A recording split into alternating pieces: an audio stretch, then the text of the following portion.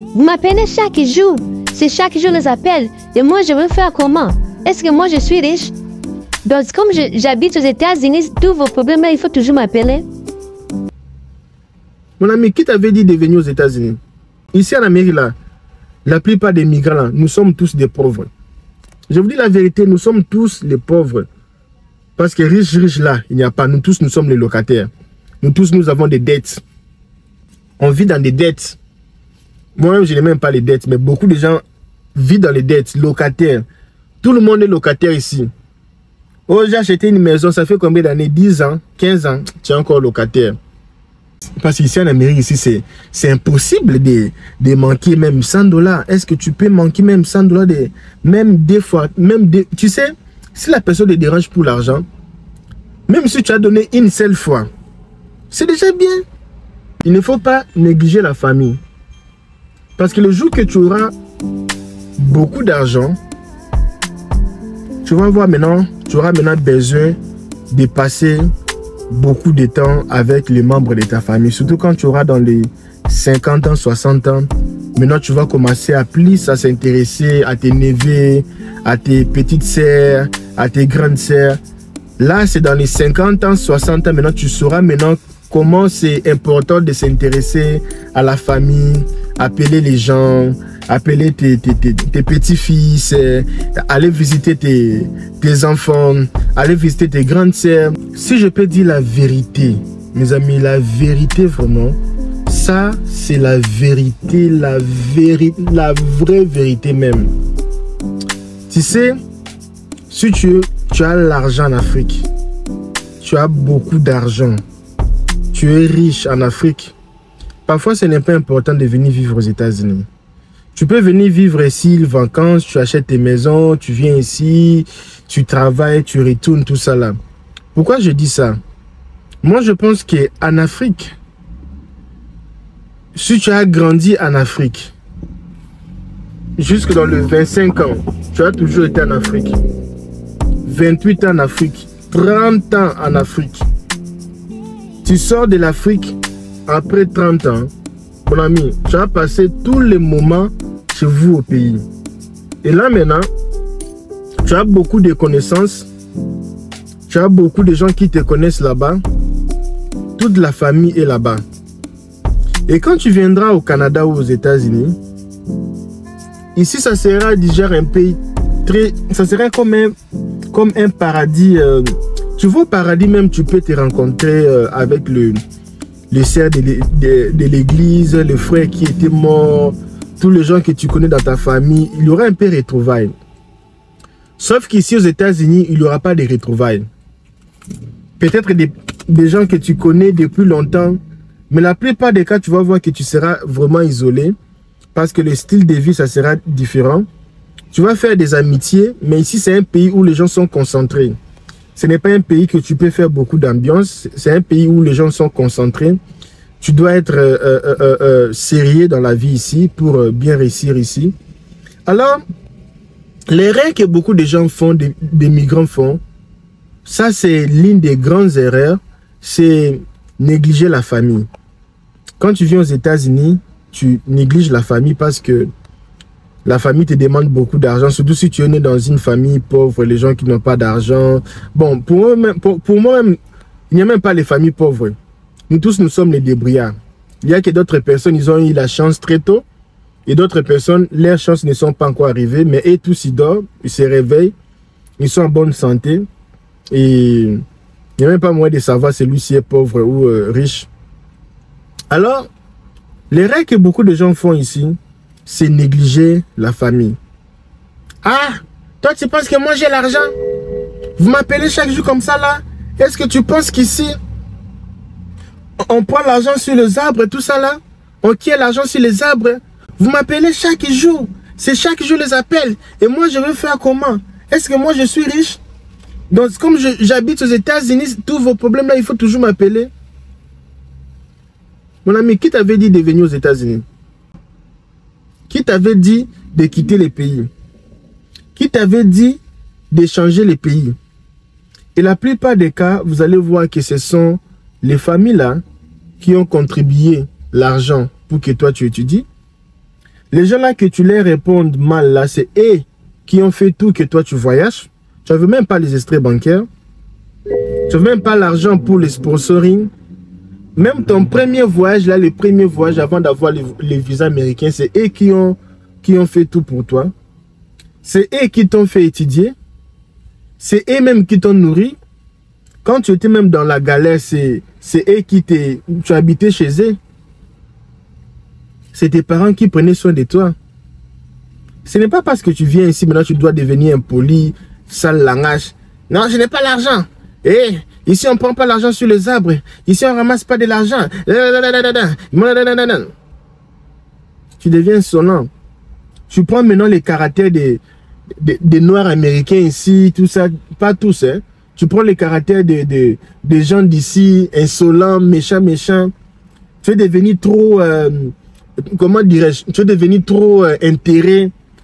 Toute chose que tu dois faire, c'est toujours l'argent. Manistam, depuis quand toi tu es né là-bas, tu mangeais les foufous là-bas au pays là-bas. C'est l'Étam depuis quand? Faut pas changer les caractères devenir occidentaux. Les gens des Occidents ici. Il faut pas changer les caractères, il faut rester original. Il faut rester original. Parce que les amis que vous voyez là, ils ne te connaissent pas depuis. Hein.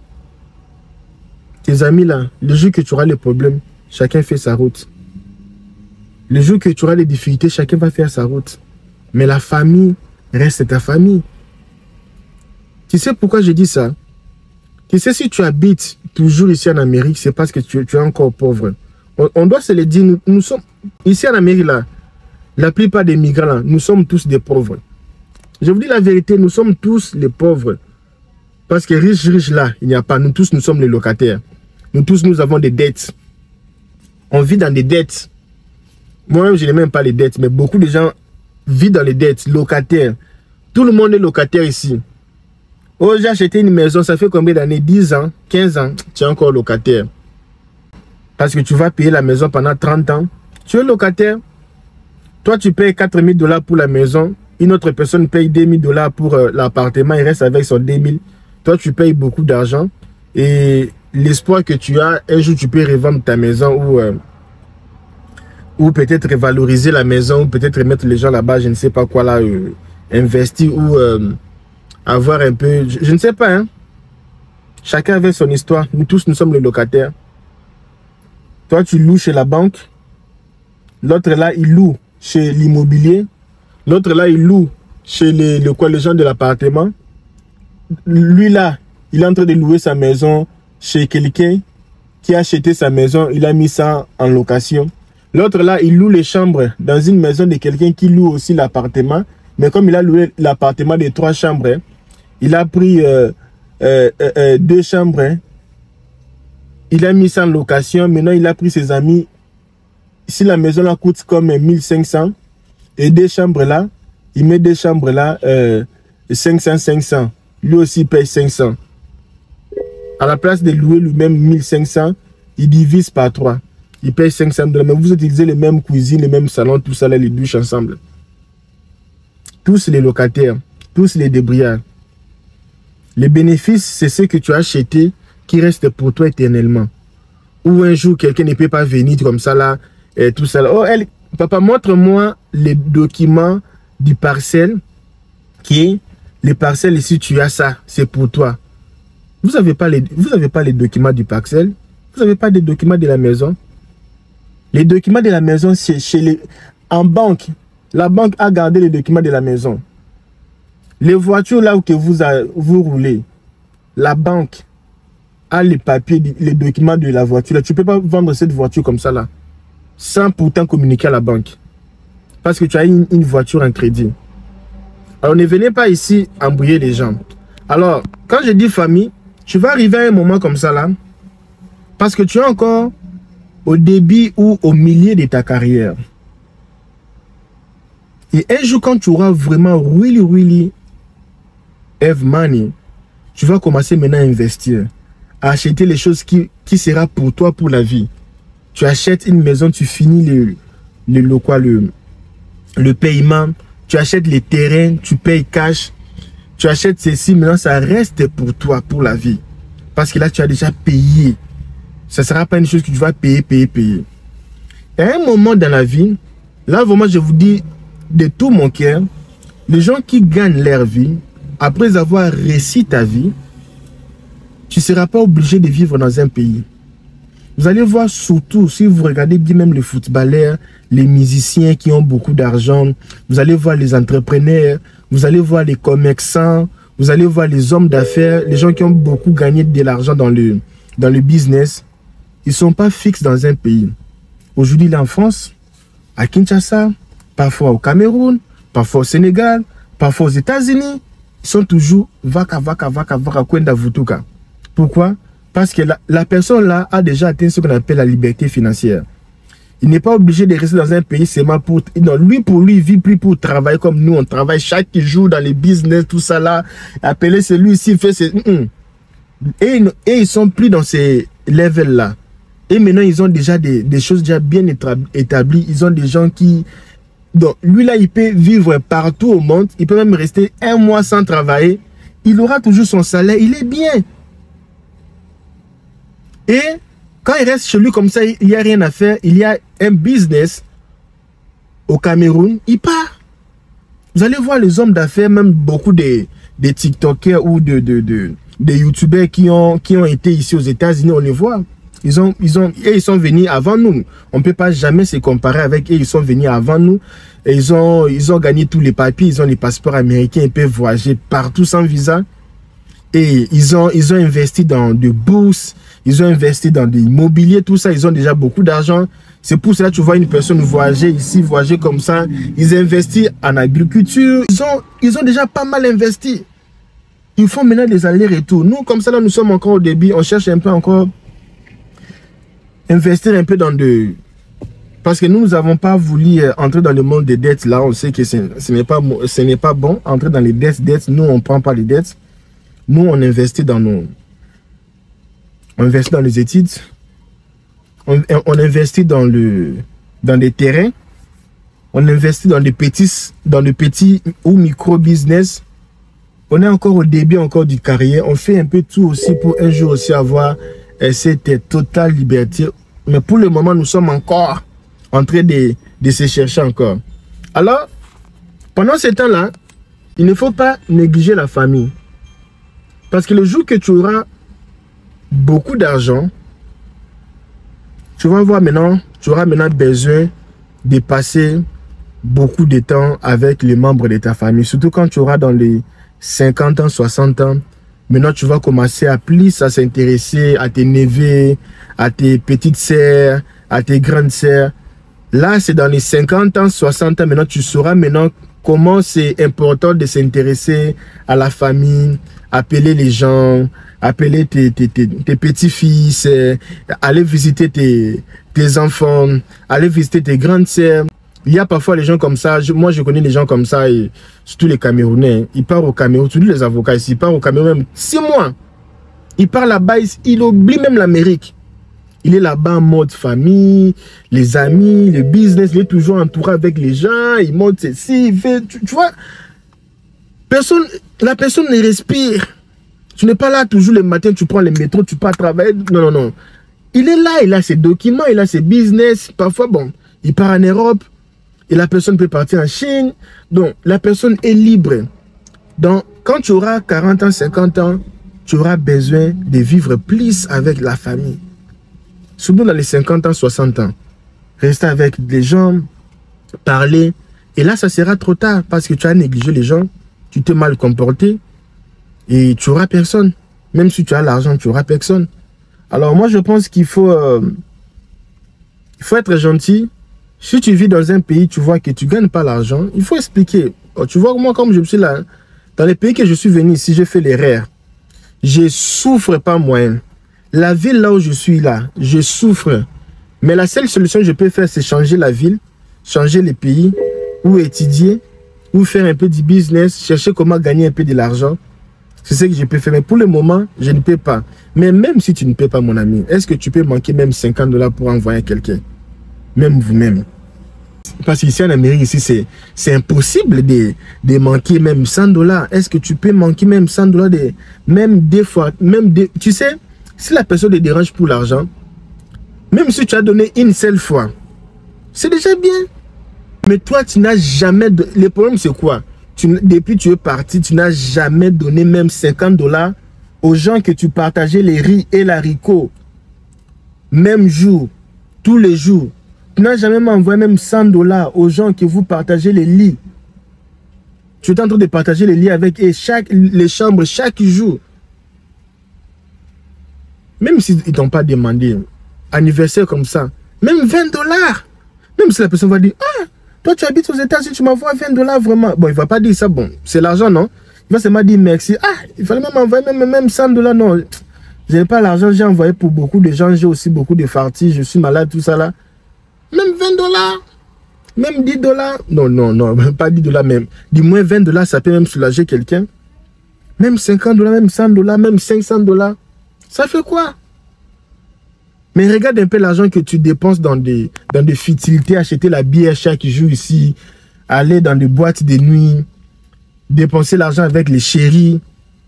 Et ta copine là au pays, la copine que tu as laissée au pays, vous êtes encore mariés, tu l'achètes iPhone. Là, ce sont les erreurs graves. Hein?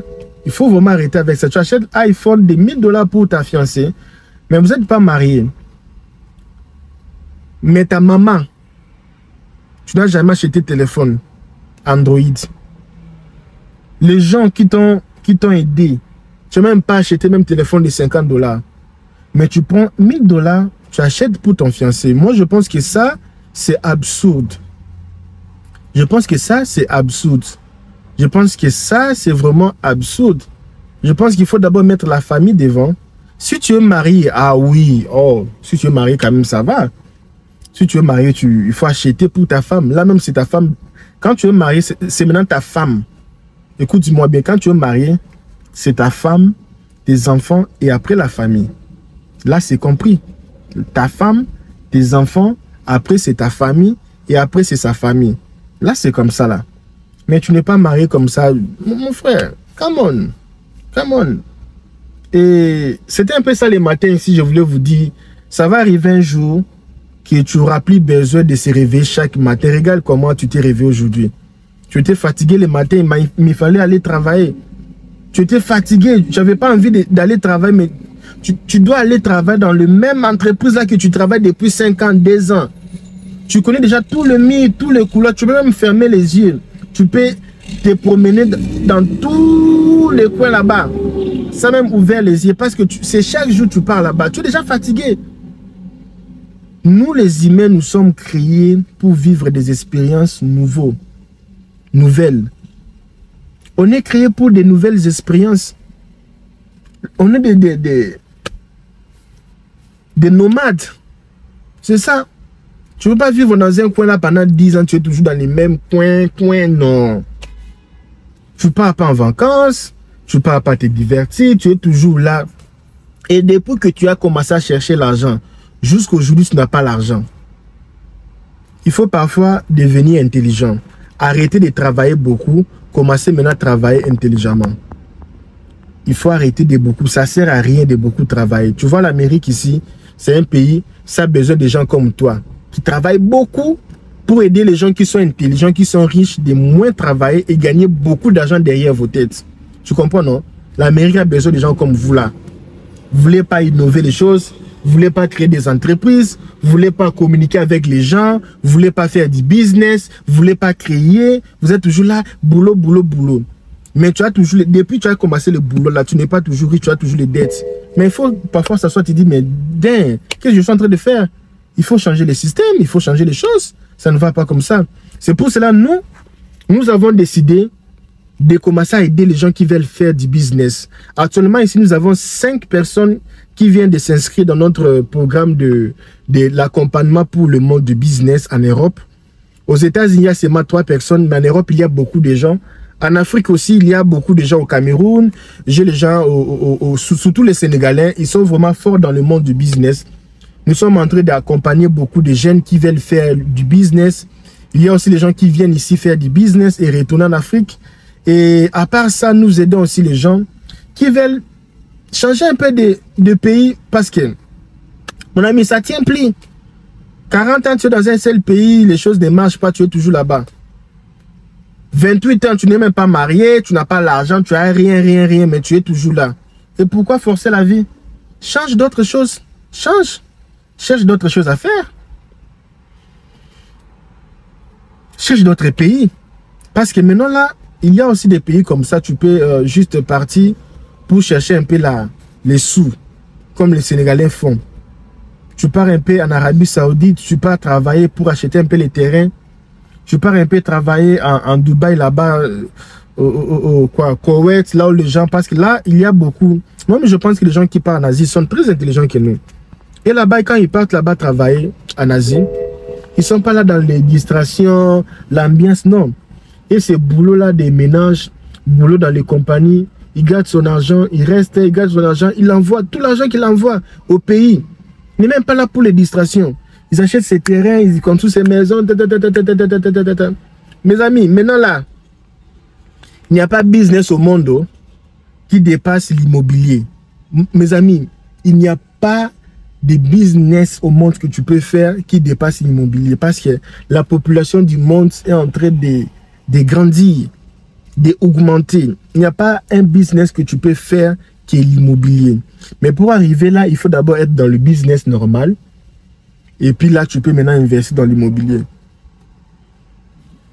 Tu peux investir ici aux États-Unis si tu comprends bien le business, tu comprends bien les systèmes américains, tu peux investir. Mais si tu ne comprends pas bien ça là, tu vas faire des erreurs, hein, mon ami.